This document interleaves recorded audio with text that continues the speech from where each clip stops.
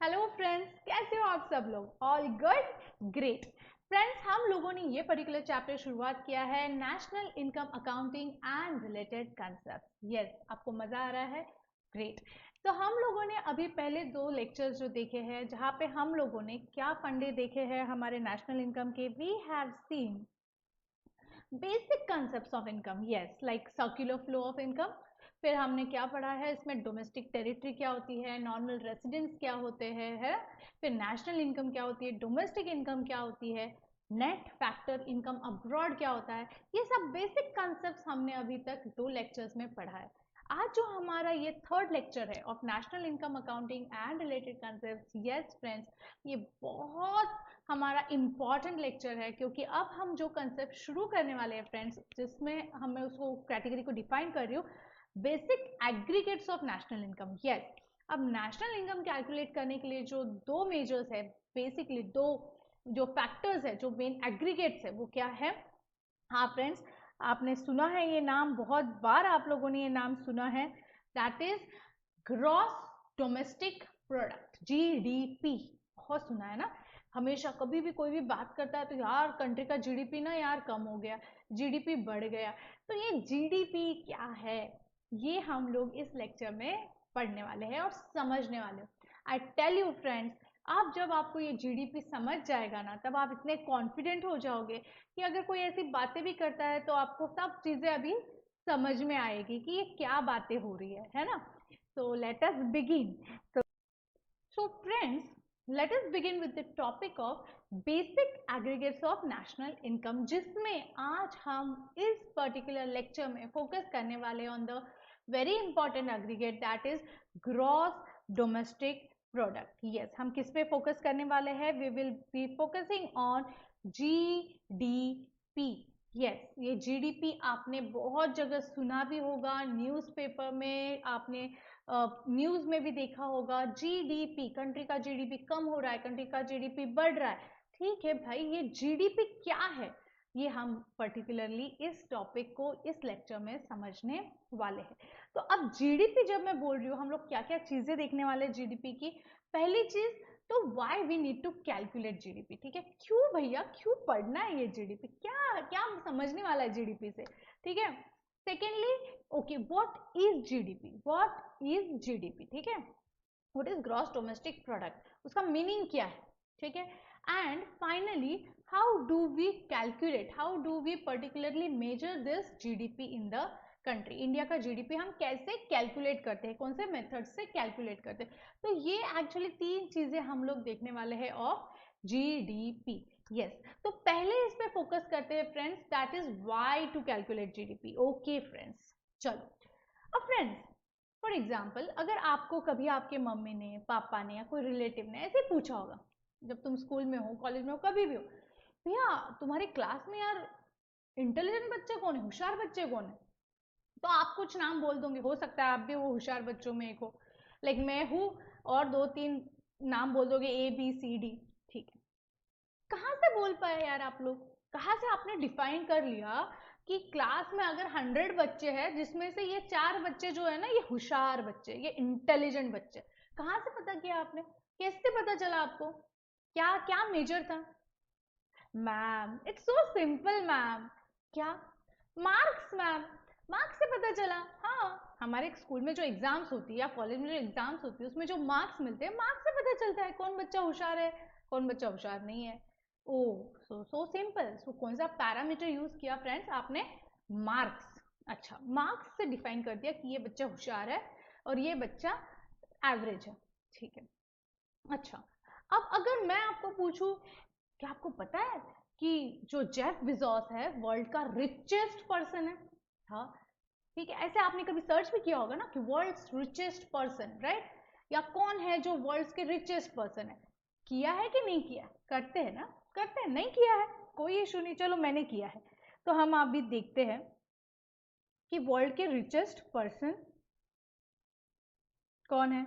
ये एकदम रिसेंट एक पर्टिकुलर पब्लिश हुआ है, जस्ट 7 days बिफोर, कि बिलियनियर्स में list of 20 richest person in the world. ठीक है। So the first person in this list is, हम लोग लिस्ट पे जाते हैं, yes, can you see that? क्या है? Jeff Bezos, yes, Jeff Bezos ये नंबर 1 पे है, ठीक है। अब जेफ बेजोस मतलब उसकी कंपनी कौन सी है? Amazon। आपने सुना ना Amazon, Amazon में हम लोग ऑनलाइन शॉपिंग भी कर रहे हैं, it's a very famous e commerce site Amazon। तो Amazon कंपनी का ओनर जो है जेफ बेजोस, वो वर्ल्ड का रिचेस्ट पर्सन है ना, रिचेस्ट पर्सन, ओके। तो ऐसी एक लिस्ट है, चलो और भी देख लेते हैं आउट ऑफ जस्ट क्यूरियोसिटी या अपना थोड़ा सा नॉलेज, जनरल नॉलेज बढ़ाने के लिए। और ये रिपोर्ट ऐसा नहीं कि आज अगर जेफ बेजोस नंबर 1 पे है तो हमेशा वो ही रहने वाला, देखो ये तो चेंज होते रहेगा ना। अगर अब कौन से पैरामीटर से मैं ये डिफाइन कर रही हूँ उस पर हम बाद में आते हैं। तो अभी जेफ बेजोस जो है वो नंबर 1 पे है, ठीक है। फिर बर्नार्ड अर्नोल्ड एंड फैमिली, ये फ्रेंच कंपनी है, मतलब फ्रांस का है। तो LVMH ये ब्रांड है, ये इनकी कंपनी का नाम है, these are from France, right. तो ये है नंबर 2 पे, okay. This family is the second richest family. Third है बिल गेट्स, बिल गेट्स आपने सुना होगा, माइक्रोसॉफ्ट ओनर, यस, ये 4th पे है, 3rd पे है। 4th पे है mark Zuckerberg, mark Zuckerberg he is the owner of Facebook, yes, Facebook, Insta, इसका ओनर है मार्क जुकरबर्ग, राइट। वो नंबर 4 पे है friends, and he is the 4th richest person in the world. उसका एज भी इतना कम है, is just normally 35-36, and he is the 4th richest person in the world, can you imagine? So ये भी United states का है भैया, सब जो रिचेस्ट बंदे हैं ना वर्ल्ड के वो सब यूनाइटेड स्टेट्स के ही ऑलमोस्ट। तो इसलिए तो हम बोलते हैं कि यूनाइटेड स्टेट जो है ना एकदम rich country of rich people, right. तो आप देखो यहाँ पे Steve Ballmer, sorry yes, Larry Ellison, Oracle Corporation, वो भी United states.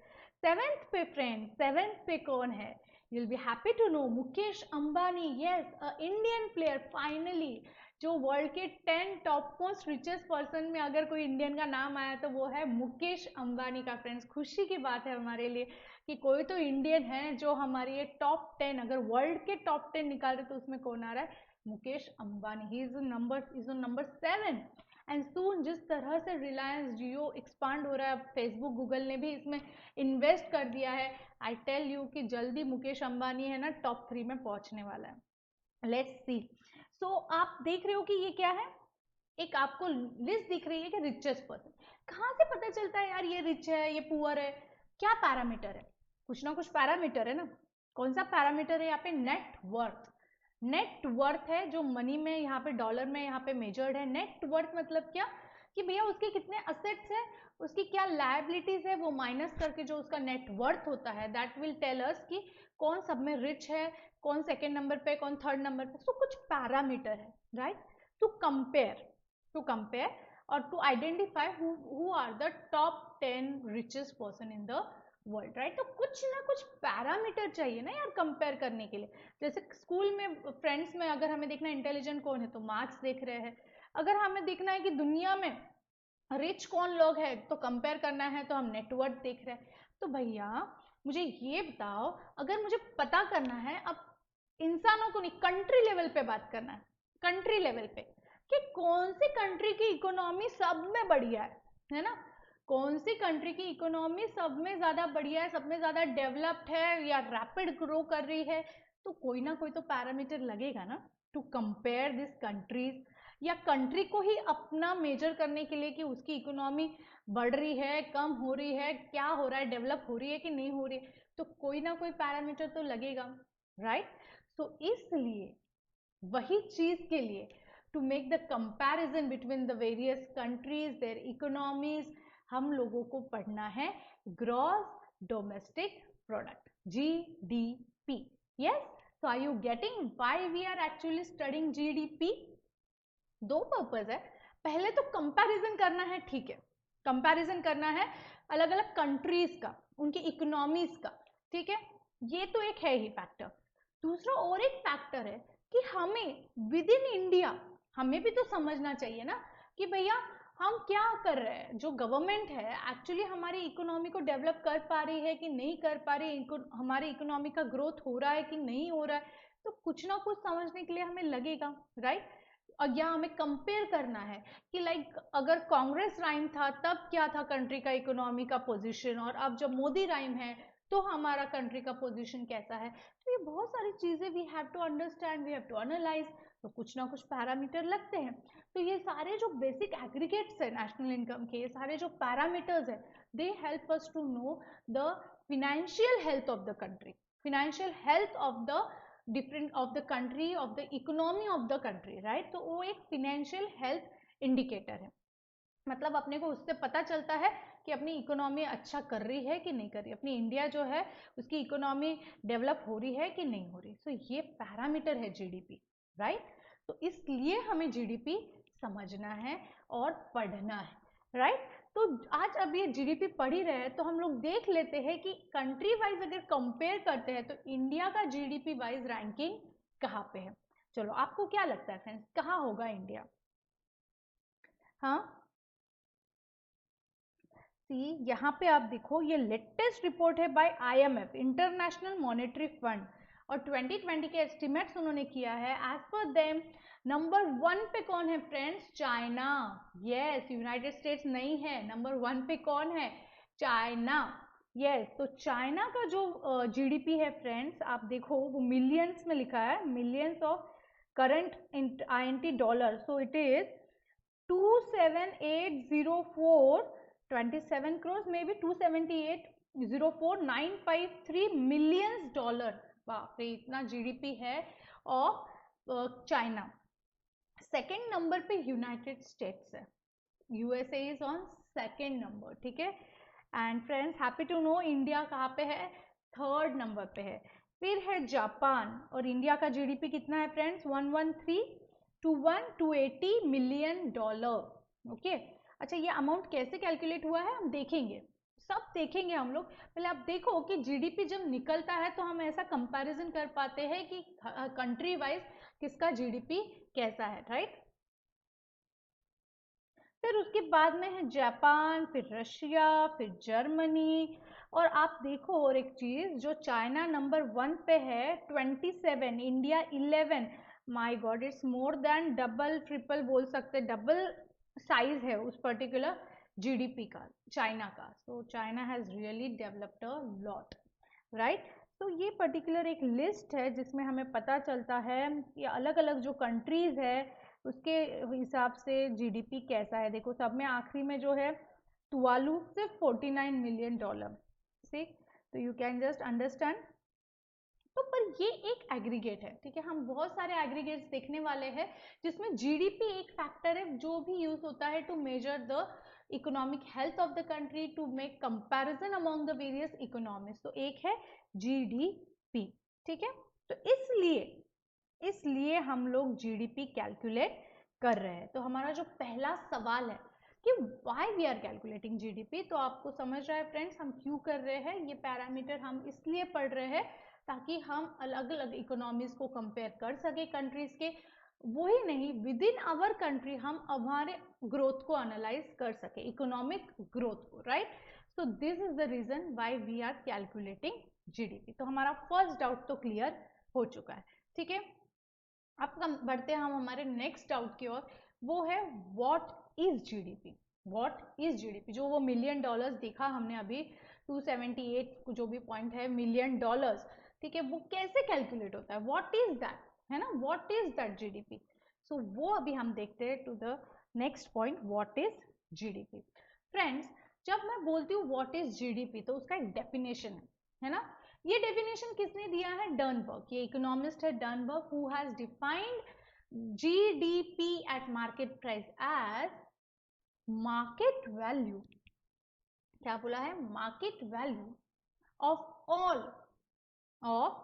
All final goods and services, of final goods and services including capital goods produced in the domestic territory of the country during the period of 1 year। बाप रे, बहुत लंबा चौड़ा definition है ना friends. देखो फ्रेंड्स मैंने अपने नोट्स में है ना इंपॉर्टेंट वर्ड्स को हाईलाइट किया हुआ है, ठीक है। तो you will be surprise to know ये जो डेफिनेशन है बेसिकली जीडीपी, मैंने अपने नोट्स में जहाँ पे उसको लिखा है, चलो मैं आपको बताती हूँ। यहाँ पे डोमेस्टिक इनकम कंसेप्ट में ग्रॉस डोमेस्टिक प्रोडक्ट, आप देखो उस डेफिनेशन में हर एक वर्ड इंपॉर्टेंट है, हर एक को मैंने रेड किया है। सो आर यू अंडरस्टैंडिंग कि इसका हर एक वर्ड जो है ना वो इंपॉर्टेंट है of that definition GDP. Yes, so अब let us focus on each and every word of that particular definition, जिसमें पहले इस पे जाएंगे हम, gross market value of all final goods and services in including capital goods produced in the domestic territory. अब पहले हम लोग देखते हैं डोमेस्टिक टेरिटरी। यस, हमने लेक्चर 2 में देखा था डोमेस्टिक टेरिटरी क्या होता है, एकदम हमें परफेक्टली याद हो गया डोमेस्टिक टेरिटरी मतलब क्या होता है। क्या होता है फ्रेंड्स, चलो याद करो डोमेस्टिक टेरिटरी मतलब क्या होता है। डोमेस्टिक टेरिटरी मतलब होता है पॉलिटिकल बाउंड्रीज, राइट। फिर fishing vessels, aircraft operated by normal residents of the country anywhere in the world, वो भी हमारी टेरिटरी है, वो भारत ही है, राइट। फिर चौथा हमने देखा था Indian embassies in all the countries. ये सारी चीजें कहाँ होती है, हमारे डोमेस्टिक टेरिटरी में इंक्लूड होती है। तो ये डोमेस्टिक टेरिटरीज में जो भी गुड्स एंड सर्विसेज प्रोड्यूस हो रही है, ठीक है, जो भी गुड्स एंड सर्विसेज प्रोड्यूस हो रही है, अब क्या बोला है, प्रोड्यूस हो रही है, क्या सेल हो रही है, ये बात, ये वर्ड ही नहीं यूज किया। Produced, what is important is the goods and services produced in the domestic territory. Yes, production पे हमें फोकस करना है, not on the sale portion. कोई मैन्युफैक्चरर ने जो भी, अगर पतंजलि ने 1000 बना के रखी है सैनिटाइजर्स की बॉटल, तो 1000 जो बनाया है, जो प्रोडक्शन हुआ है, उसका हमें गुड्स एंड जो गुड्स है उसकी वैल्यू हमें कंसिडर करनी है, ना कि उन्होंने कितना सेल किया। बन गया ना यार माल, प्रोडक्शन हो गया, तो मेरे ये पर्टिकुलरली अगर मैं कंट्री के पूरा अगर मुझे जीडीपी निकालना है तो जो माल बना है उस पर मुझे फोकस करना है, राइट। सो फाइनल और value of goods and services produced, किस पे फोकस कर रहे हैं हम लोग, produced in the domestic territory of the country, ठीक है।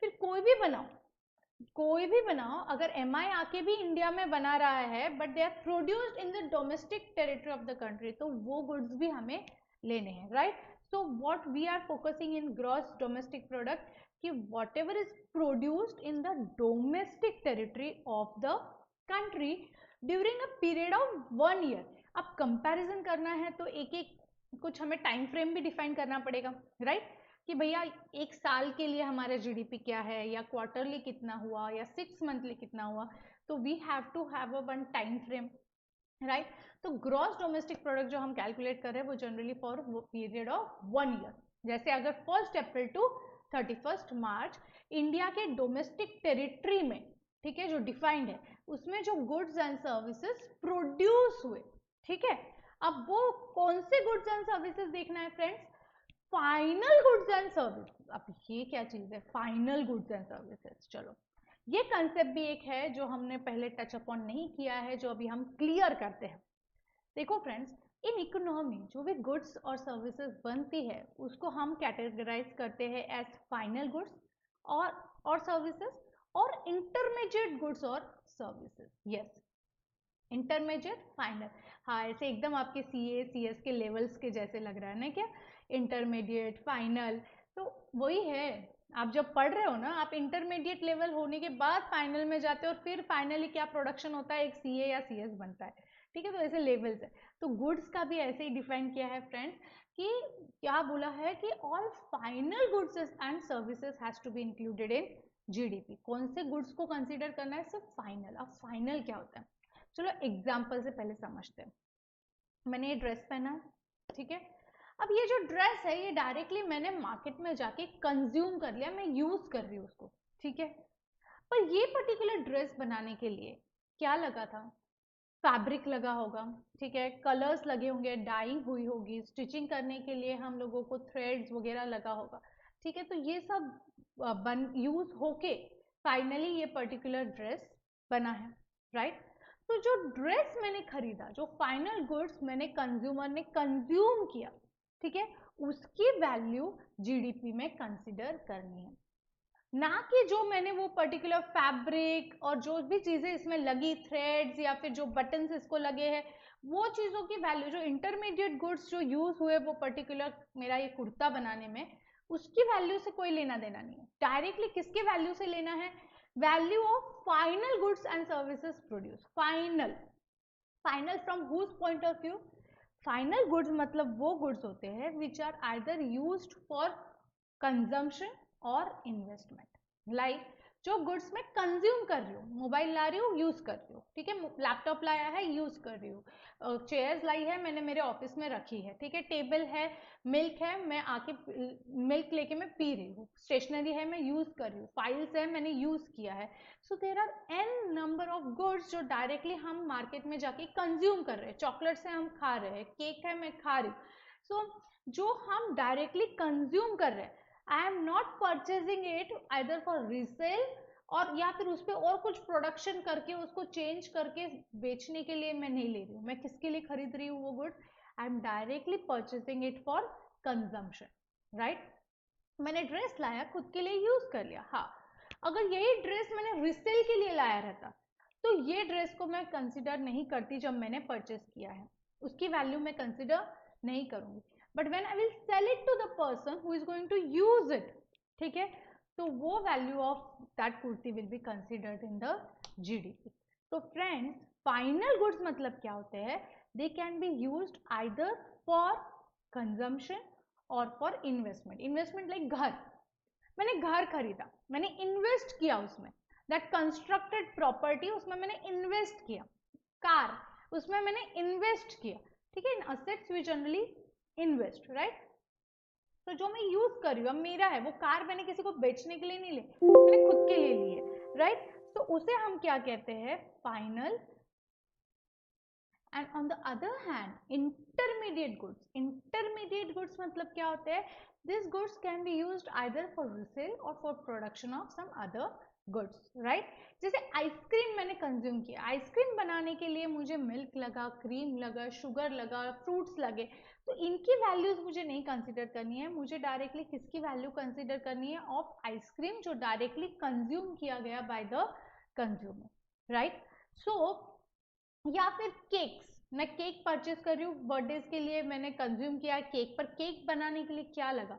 मैदा लगा, रिफाइंड फ्लोर लगा, ठीक है, फिर उसके बाद में उसमें मिल्क लगा, शुगर लगी, सोडा लगा, या फिर उसमें सॉल्ट भी लगता है, फिर उसमें एसेंस फ्लेवर भी लगता है, क्रीम लगता है। तो इनकी वैल्यूज मुझे कंसिडर नहीं करनी। फाइनल जो बना ना, फाइनल क्या बना? Cake, right? तो केक की value will be considered for calculating GDP.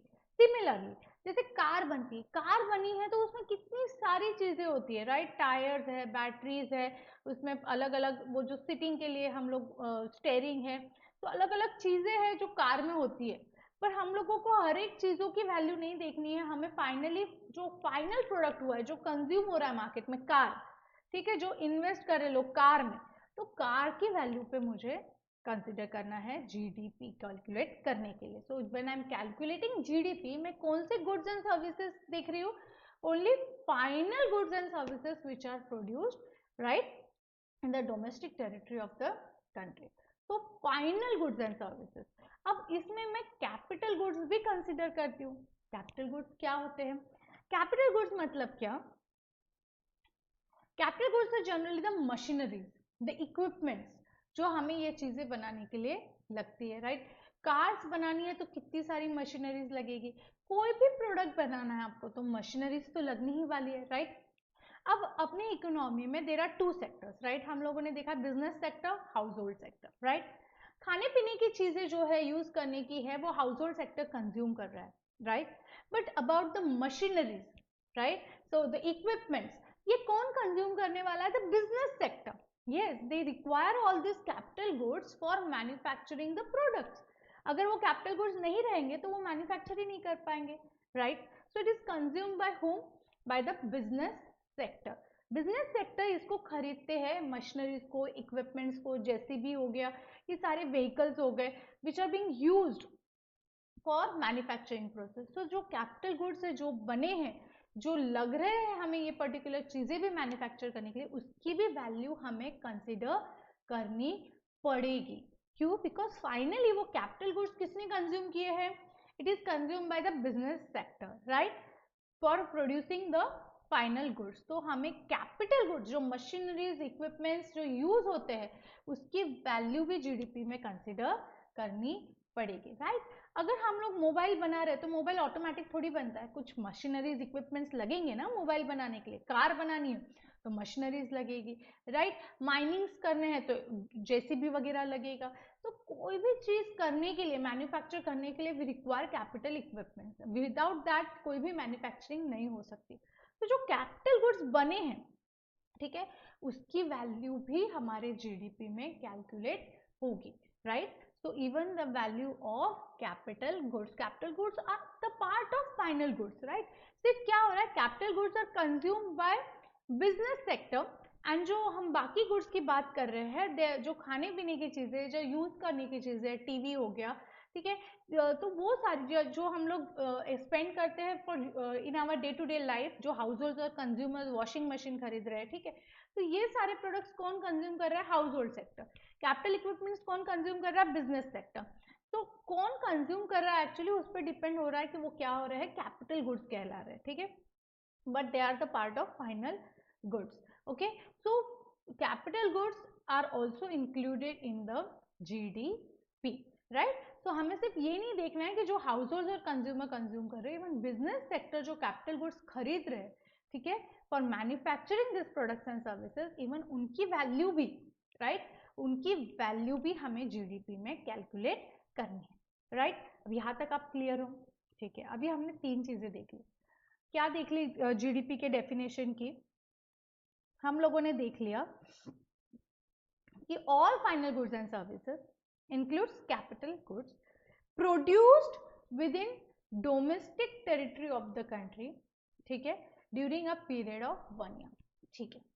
अब अगर ऐसा अपन सोचे कि ठीक है, इंडिया को सोचो, इमेजिन करो कि क्या हुआ है during the period of 1 year. मैं ऐसे थोड़े नंबर्स है ना छोटे छोटे लेती हूँ, एक्चुअल में नंबर्स बहुत बड़े बड़े होते हैं. जैसे कि 5 लाख आइसक्रीम मैन्युफैक्चर हुए, 10 लाख कार मैन्युफैक्चर हुई, 10,000 लीटर मिल्क मैन्युफैक्चर हुआ, ठीक है, 6,000 लीटर ऑयल मैन्युफैक्चर हुआ, 100 केजीज के स्टील के रॉड्स मैन्युफैक्चर हुए, ठीक है, या फिर 5,000 चेयर्स मैन्युफैक्चर हुई. चलो ठीक है, अब ढूंढ लो जीडीपी. क्या करोगे आप? केजीज में है, कुछ नंबर्स में है, कुछ लीटर्स में है, कैसे ऐड करोगे आप? कैसे उनको सबको आप मिक्स करोगे? कॉमन पैरामीटर तो है ही नहीं. क्यों? क्योंकि अब आइसक्रीम जो है नंबर्स में है, या कितने लीटर्स का मिल्क मैन्युफैक्चर हुआ तो वो लीटर्स में है, ऑयल मैन्युफैक्चर हुआ वो लीटर्स में है. तो फिर आप कैसे करोगे कैलकुलेट? How to calculate? इसलिए क्या करना पड़ता है, उसको हमें एक कॉमन पैरामीटर में कन्वर्ट करना पड़ता है, that is the money value, right. जैसे अभी ठीक है, मैं बोल रही हूँ कि 1 लाख आइसक्रीम मैन्युफैक्चर हो गए, उसकी जो मार्केट वैल्यू है 1 lakh into 5, that gives me 5 lakh rupees, right. अगर मैं बोलती हूँ कि 10,000 कार मैन्युफैक्चर हुई, अगर अज्यूम करते हैं कि कार 4 लाख की है, तो 10,000 into 4 lakh is 40 lakh rupees. So 40 lakh plus ice cream का हम लोग ऐड कर रहे हैं, तो इन रुपीज हमें हर एक जो गुड्स और सर्विसेज प्रोड्यूस हुए हैं उसको कन्वर्ट करना पड़ता है, right. So what we are doing friends, हम उसको रुपीज में कन्वर्ट करते हैं. जो भी हमने गुड्स एंड सर्विसेज प्रोड्यूस किए हैं इन the domestic territory of the country during the period of 1 year, उसे हम किसे कन्वर्ट करते हैं? Gross market value. हम उसकी एक मार्केट वैल्यू निकालते हैं, राइट. मार्केट वैल्यू मतलब the value eight which it is being sold in the market, जिसमें क्या क्या होगा? Factors of cost, factor cost तो रहेगी, प्लस प्रॉफिट पकड़ के जो आप मार्केट में बेचते हो वो चीज जो मार्केट वैल्यू है उसकी, उसमें आप उसको कन्वर्ट करते हो, तो रुपीज, राइट. तो आप उसको रुपीज में कन्वर्ट कर रहे हो और फिर आपको उसको ऐड करना इजी हो जाएगा, राइट. तो इसलिए हम लोग क्या बोलते हैं, that GDP is gross market value. हम लोगों को क्या करना पड़ता है? We have to convert it into value, some value in the monetary value. तो अगर 1 लाख आइसक्रीम मैन्युफैक्चर हुआ है तो उसका जो मार्केट वैल्यू है उसमें हम उसको रुपीज में कन्वर्ट करते हैं, ठीक है. मिल्क अगर कुछ लीटर्स में हुआ है और अगर वो 30 रुपीज लीटर है तो हम उसको इन रुपीज कन्वर्ट कर रहे हैं. So everything is converted in rupees, that is the market value जो उसका है उसमें कन्वर्ट करते हैं. एंड फिर we sum up all the value of goods and services जो हमारे इंडिया में डोमेस्टिक टेरिटरी में प्रोड्यूस हुआ है in the period of 1 year. और फिर हमें मिलता है gross domestic product at market price. Are you getting कि क्या हो रहा है? जितना भी इंडिया में मैन्युफैक्चर हुआ, प्रोड्यूस हुआ इन द पीरियड ऑफ 1 ईयर, सारे गुड्स, सारे सर्विसेज, गुड्स मतलब final goods, final services, right, including capital goods, उसकी मार्केट वैल्यू को ऐड करना है. कितना ज्यादा बड़ा टाइम कंज्यूमिंग प्रोसेस है ये.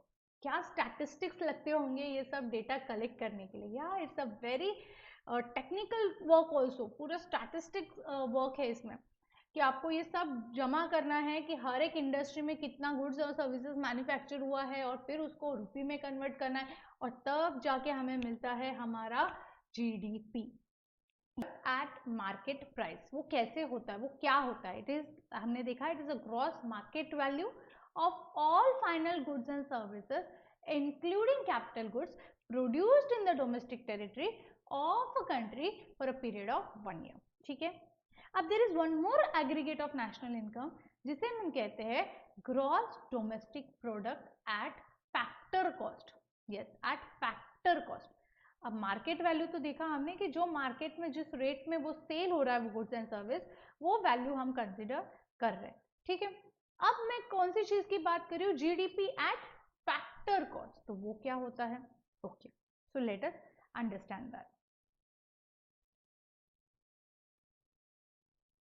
फ्रेंड्स, जब कोई भी प्रोड्यूसर कोई भी गुड्स एंड सर्विसेज बनाता है तो वो क्या कर रहा है? जितना भी उसको कॉस्ट लगा है, ठीक है, in particularly manufacturing that product, ठीक है, प्लस वो अपना प्रॉफिट एलिमेंट ऐड करेगा. ठीक है. And then he will sell it in the market. But government क्या करती है? जो भी उसका ये फैक्टर कॉस्ट हुआ है, ठीक है, which also includes the profit the entrepreneur will earn, right. अब वो कमाएगा भी, राइट, और फिर वो मार्केट में बेचेगा. पर जब वो मार्केट में बेचने जाता है तब उस पर गवर्नमेंट क्या लेवी करती है? Indirect taxes, right. So government उस पर क्या लेवी करती है? टैक्सेस. कोई गुड्स पे टैक्सेस नहीं भी रहते हैं, but almost many of the goods पे गवर्नमेंट क्या करती है? टैक्सेस लगाती है. जैसे आप कुछ गुड्स कंज्यूम करते हो तो इवन टी शर्ट्स पे आपके लिखे रहेगा इंक्लूसिव ऑफ टैक्सेस. मतलब जो टैक्सेस का एलिमेंट है, it will not be taken up by the manufacturer, it will be given to the government, but वो आपसे कलेक्ट किया जाता है. ठीक है. जो फिक्स्ड फैक्टर कॉस्ट है वो तो एक रहेगी, which also includes what? Profit, जो वो एंटरप्रेन्योर जो है वो अर्न करने वाला है. ठीक है.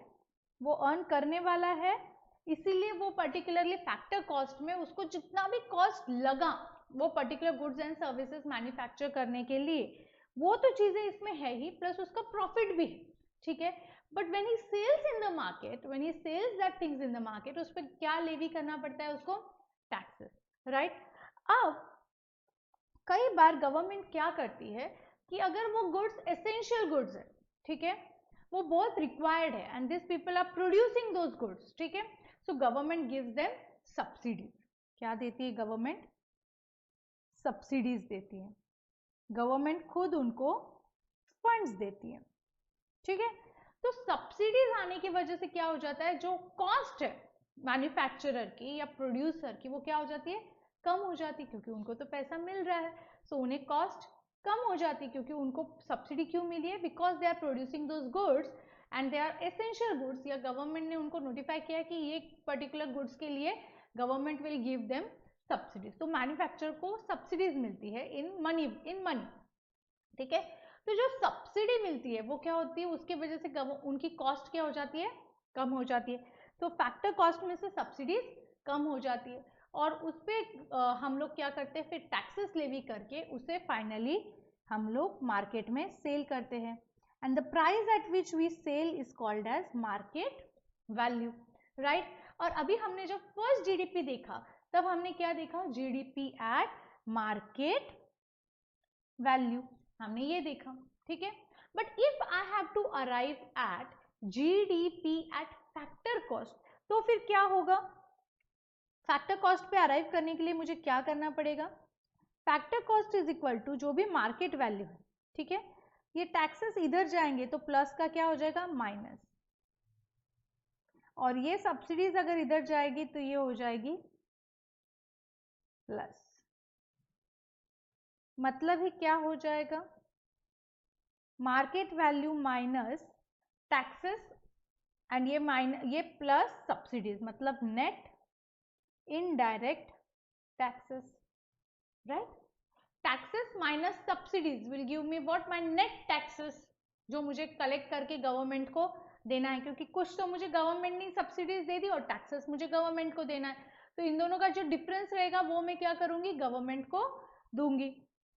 सो उसे हम कहते हैं नेट इनडायरेक्ट टैक्सेस, राइट, क्योंकि मुझे गवर्नमेंट से सब्सिडीज आई है और मुझे गवर्नमेंट को टैक्सेस देने हैं, तो भैया मैं नेट ऑफ करके गवर्नमेंट को टैक्सेस दूंगी, सब्सिडीज माइनस करके। सो मैं मार्केट वैल्यू में से क्या माइनस कर दूंगी, नेट इनडायरेक्ट टैक्सेस, तो मुझे क्या मिल जाएगा, फैक्टर कॉस्ट। सो जब जीडीपी एट मार्केट वैल्यू मुझे मिला है, तो अगर मुझे वो फैक्टर कॉस्ट पे निकालना है तो मुझे क्या करना पड़ेगा, जीडीपी जो मार्केट वैल्यू पे है उसमें से क्या माइनस करना पड़ेगा, नेट इनडायरेक्ट टैक्सेस, मतलब ही मुझे क्या माइनस करना है वहां पे, टैक्सेस माइनस सब्सिडीज, ये ब्रैकेट में है, ठीक है। तब मुझे जाके क्या मिल जाएगा, GDP at factor cost. So are you getting कि अगर मुझे मार्केट वैल्यू से फैक्टर कॉस्ट पे जाना है तो मुझे क्या करना है, यहाँ पे माइनस नेट इनडायरेक्ट टैक्सेस करना है, और फैक्टर कॉस्ट से मार्केट वैल्यू पे जाना है तो मुझे प्लस नेट इनडायरेक्ट टैक्सेस करना है। तो आपको रिलेशन समझ रहा है, अगर मार्केट वैल्यू से फैक्टर कॉस्ट पे जाना है, बैकवर्ड में जाना है, तो I will minus net indirect taxes, मतलब नेट इनडायरेक्ट टैक्सेस मतलब क्या होता है, टैक्सेस माइनस सब्सिडीज, और अगर मुझे फैक्टर कॉस्ट से मार्केट वैल्यू पे जाना है तो I will add taxes minus subsidies. Taxes minus subsidies is net indirect taxes जो मुझे गवर्नमेंट को देना है, right. So this is the second aggregate, that is gross domestic product at factor cost. तो ये भी हमें क्लियर हो गया है। तो friends now we have seen two aggregates, right. हमने कौन से दो एग्रीगेट्स देख लिए, पहला एग्रीगेट हमने देख लिया gross domestic product at market value, right. ये एग्रीगेट हमने देख लिया, हमें समझ भी गया व्हाट इज दैट, राइट। फिर हमने उससे अराइव किया gross domestic product at factor cost, right. हम लोगों ने रिलेशन देखा between market value and factor cost, yes. उन दोनों में क्या फैक्टर है, that is net indirect taxes, yes. क्या रिलेशन देखा हम लोगों ने यहाँ पे कि अगर फैक्टर प्राइस से हमें मार्केट वैल्यू पे जाना है तो हमें क्या करना है, उसमें नेट इनडायरेक्ट टैक्सेस ऐड करने हैं। And what are net indirect taxes, net indirect taxes is nothing but taxes minus subsidies, right. एंड अगर हमें मार्केट प्राइस से फैक्टर कॉस्ट में जाना है तो हमें क्या करना है, नेट इनडायरेक्ट टैक्सेस माइनस करने हैं, ठीक है। So this is what we saw the relationship between market value and factor cost.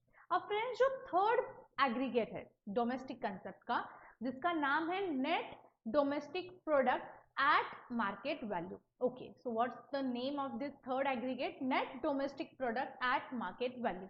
Okay friends, तो अब हमें क्या करना है, we have to arrive at this concept. हमें ग्रॉस डोमेस्टिक प्रोडक्ट से अभी कहाँ जाना है, नेट डोमेस्टिक प्रोडक्ट पे। अब ये कंसेप्ट समझने के लिए हमें एक कंसेप्ट समझना जरूरी है और वो है डेप्रिसिएशन। क्या है वो कंसेप्ट का नाम, डेप्रिसिएशन, यस। अब नाउ इन अकाउंटिंग लैंग्वेज या in simple words friends, what is depreciation?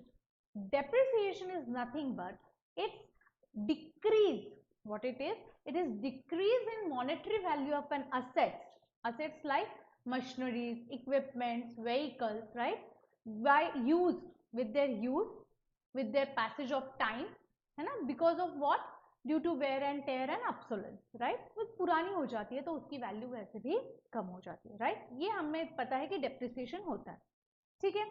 अब हमने ये देखा कि जब हम डेफिनेशन देख रहे थे of gross domestic product, what did we see friends, that it includes value of all final goods and services and it includes value of capital goods also, right? So capital goods की value भी हमारे domestic product में आती है। But friends, ये capital goods जो है, जो मशीनरीज है, जो इक्विपमेंट्स है, जो व्हीकल्स है, जो यूज किए जाते हैं प्रोडक्ट्स और गुड्स या सर्विसेज मैन्युफैक्चर करने के लिए, क्या होता है, विद पैसेज ऑफ टाइम इनकी वैल्यू क्या हो रही है, कम हो रही है, right. Due to where tier obsolescence, ये क्या होता है, उसकी वैल्यू कम हो जाती है। जैसे आपने अगर आज मोबाइल खरीदा, ठीक है, अब मोबाइल कितना भी अच्छा यूज कर लो यार, कितना भी अच्छा यूज कर लो, एकदम नया कोरा भी वो रहेगा, उसकी स्क्रीन अभी भी ऐसी लगती है कि नहीं है, पर जब आप उसको 1-1.5 साल बाद बेचने जाओगे मार्केट में, व्हाट हैपेंस, उसकी वैल्यू कम हो जाती है। Why, because of use wear tear and obsolescence. Obsolescence मतलब उसकी टेक्नोलॉजी पुरानी हो गई, कुछ नई टेक्नोलॉजी आ गई, राइट। तो क्या होता है, उसकी वैल्यू कम हो जाती है। तो we provide that factor as depreciation, right.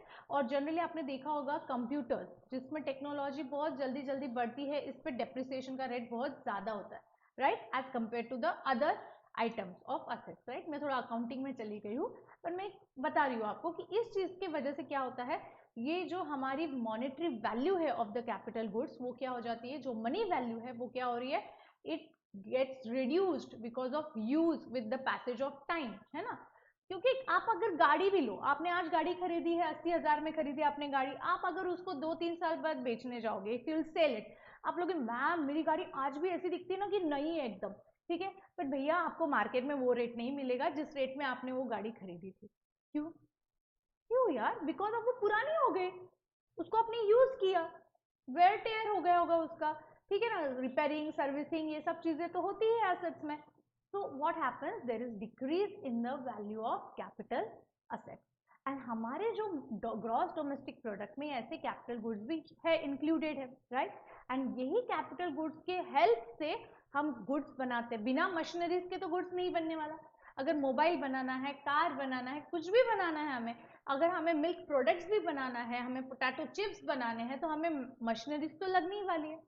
And machineries क्या हो रही है, यूज हो रही है, एंड बिकॉज ऑफ यूज उसकी वैल्यू क्या हो रही है, there is decrease in the value of the asset, right. तो हमें वो जो डिक्रीज है उसको, उसका इम्पैक्ट हमारे जो डोमेस्टिक प्रोडक्ट या डोमेस्टिक इनकम हम कैलकुलेट कर रहे हैं उस पर देना चाहिए, राइट। तो मतलब क्या हो रहा है, नाउ जो हम लोग ग्रॉस कंसेप्ट देख रहे हैं, अब हमें नेट पे जाना है। हमने देखा GDP at market value, now we have to arrive at NDP at market value. तो फ्रेंड्स, जो भी हमारी जीडीपी एट मार्केट वैल्यू आई है उसमें से हमें क्या माइनस करना है, we have to minus depreciation to get net, that is net domestic product at market value. Yes, हमें क्या करना है, we have to reduce the depreciation amount. क्यों, बिकॉज दिस वैल्यू इंक्लूड्स, ये जो जीडीपी है it includes capital goods, right. And ये capital goods क्या हुए हैं, यूज हुए हैं to manufacture the final goods and services, right. तो ये गुड्स यूज हुए हैं, there is decrease in their value, right. तो वो डिक्रीज का इम्पैक्ट हमारे ये टोटल वैल्यू में आना चाहिए to get the real effect, real income, हमें रियल पता चले कि एक्चुअली मेरे देश की ग्रॉस डोमेस्टिक इनकम कितनी है, तो मैंने ये डेप्रिसिएशन का इम्पैक्ट देना चाहिए, right. So when I deduct depreciation from gross domestic product, what I get, net domestic product at market value. So are you getting क्यों हमें depreciation का provision देना है, is it clear, ठीक है। So now we have seen the third factor, what is that factor, net domestic product at market value, right। तो net domestic product मतलब क्या है, जो जीडीपी है उसमें से सिर्फ हमें क्या माइनस करना है friends, depreciation. Only depreciation has to be reduced and you get net domestic product at market value. So इसमें आप देखोगे, मैंने यहाँ पे लिखा भी है, just a sec, कि अगर हमें ग्रॉस से नेट पे जाना है, ठीक है, तो what we have to do is we have to minus depreciation, right. और अगर मुझे नेट से ग्रॉस पे जाना है तो we have to add depreciation because our domestic product includes value of capital goods also, और ये कैपिटल गुड्स यूज किए गए हैं to manufacture the final goods and services, and because of their use there is decrease in the value of the asset, जिसे हम कहते हैं depreciation, right. तो इसका अगर हम लोग इम्पैक्ट देते हैं तो जीडीपी एमवी से हमें क्या मिल जाता है, NDP MV, that is from gross to net. Is that clear? Okay, now see the fourth aggregate. Fourth aggregate क्या है friends? It is net domestic product at factor cost, ठीक है। It is net domestic product at factor cost, और जिसे हम कहते हैं actually हमारी डोमेस्टिक इनकम। यस, ये एग्रीगेट जो है, जो हम लोग अराइव करने वाले हैं, जब हम लोग कॉमन पैरेंस में बोलते हैं domestic income of the country, ठीक है, तो उसका मतलब वो कौन सा एग्रीगेट है? It is net domestic product at factor cost. Yes friends, चलो अब इस पे भी अराइव होते हैं, ठीक है। अब हमें यहाँ पे नेट एनडीपी एमवी मिल गया, राइट। तो वी हैव अराइव्ड एट, कुछ अलग कलर का पेन लेते हैं अभी, we have arrived at net domestic product, ठीक है, जिसको मैं बोल रही हूँ एनडीपी एट मार्केट वैल्यू। अब मुझे किस पे अराइव करना है friend? Net domestic product at factor cost. Yes, अब हम लोगों ने इन दोनों का रिलेशनशिप देखा है। किसका रिलेशनशिप देखा है? मार्केट वैल्यू का और फैक्टर कॉस्ट का। क्या रिलेशन है फ्रेंड्स? क्या देखा है हम लोगों ने कि फैक्टर कॉस्ट में हमें क्या ऐड करना पड़ता है? We add net indirect taxes, and फिर हमें क्या मिल जाता है? Market value, right. और we can say factor cost is equal to market value minus net indirect taxes, right. ये हमने अराइव किया था जब हमने gross domestic product at market value देखा और gross domestic product at factor cost देखा, राइट। अब हमें ये एनडीपी एमवी से अगर एनडीपी एमवी से अगर मुझे अराइव करना है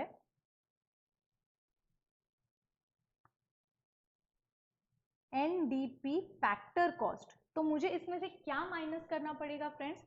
मार्केट वैल्यू से मुझे फैक्टर कॉस्ट की तरफ जाना है, मतलब I have to reduce net indirect taxes, right. और वही अगर मुझे फैक्टर कॉस्ट से मार्केट वैल्यू में जाना है तो I will add net indirect taxes. Clear? तो फ्रेंड्स, ये साइकिल ऐसी है कि अगर आपको जीडीपी एमवी मिल गया, ठीक है, once we arrive at GDP-MV, तो हमें सब बाकी के एग्रीगेट्स मिल जाते हैं। It's very easy to arrive at all the other aggregates. कैसे? अब GDP-MV से हम लोग सब में पहले किस पे अराइव हो रहे हैं? NDP-MV। तो G से क्या करना है? N पे आना है। तो ग्रॉस से नेट पे आना है तो हमें क्या करना पड़ेगा? Minus depreciation, right. और अगर मुझे नेट से ग्रॉस पे आना है तो मुझे क्या करना पड़ेगा? Add depreciation. क्लियर? उसी तरह अब अगर मेरे पास है GDP-MV और मुझे अराइव करना है at NDP factor cost, okay. तो अभी मुझे पहले क्या करना है? पहले तो मुझे ग्रॉस से नेट पे आना है, राइट। ग्रॉस से नेट पे आना है तो पहले मुझे क्या माइनस करना पड़ेगा? अगर मुझे पहले ग्रॉस से नेट पे आना है फ्रेंड्स, तो पहले मुझे क्या माइनस करना पड़ेगा? Depreciation, right. अब मुझे सेकेंड स्टेप, अब मुझे मार्केट वैल्यू से फैक्टर कॉस्ट पे आना है। तो मार्केट वैल्यू से फैक्टर कॉस्ट पे आना है तो मुझे क्या करना पड़ेगा? Minus net indirect taxes, right. Same उसी तरह अगर मुझे फैक्टर कॉस्ट से मार्केट वैल्यू पे आना है तो I will add net indirect taxes, और अगर मुझे नेट से ग्रॉस पे आना है तो मुझे क्या करना पड़ेगा? Add depreciation. क्लियर?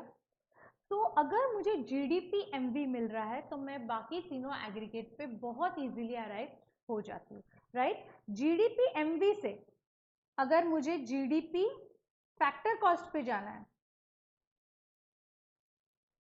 तो अब यहाँ पे मुझे सिर्फ क्या चेंज करना है फ्रेंड्स, यहाँ पे मुझे सिर्फ फैक्टर कॉस्ट और मार्केट वैल्यू इसका इंपैक्ट देना है, राइट? तो मार्केट वैल्यू से फैक्टर कॉस्ट पे जाना है, मतलब क्या करना है, माइनस नेट इनडायरेक्ट टैक्सेस, और फैक्टर कॉस्ट से मार्केट वैल्यू पे जाना है तो ऐड नेट इनडायरेक्ट टैक्सेस। तो हमें बहुत सिंपल ये दिमाग में डाल देना है कि ग्रॉस से नेट पे जाने के लिए minus depreciation, right? And factor cost से मार्केट वैल्यू पे जाने के लिए we have to add net indirect taxes. बस अगर ये दो कंसेप्ट क्लियर हो गए तो जीडीपी एमवी आ गया तो हम बाकी तीन एग्रीगेट्स इजीली कैलकुलेट कर सकते हैं। तो आई होप सो अभी आपको डोमेस्टिक इनकम के चारों एग्रीगेट्स क्लियर हो गए हैं। वो चारों एग्रीगेट्स है, पहला एग्रीगेट्स है जीडीपी एमवी, ठीक है, दूसरा है जीडीपी एट फैक्टर कॉस्ट, तीसरा हमने देखा net domestic product at market value, and फिर हमने देखा net domestic product at factor cost, जो कि सब में इंपॉर्टेंट है। और इसी को हम क्या कहते हैं friends, this is called as domestic income of the country, ठीक है? तो अगर मुझे डोमेस्टिक इनकम जब मैं हमें मेजर करना है तो हम लोग कौन सा एग्रीगेट देखते हैं friends, net domestic product at factor cost, right? So we have cleared all these four topics, for these concepts of domestic income. In the next lecture, we will see all these aggregates in the same way of national income. Yes, friends. So I hope so. All these concepts are clear. We will see the next concept in the next lecture. So till that, bye bye. See you.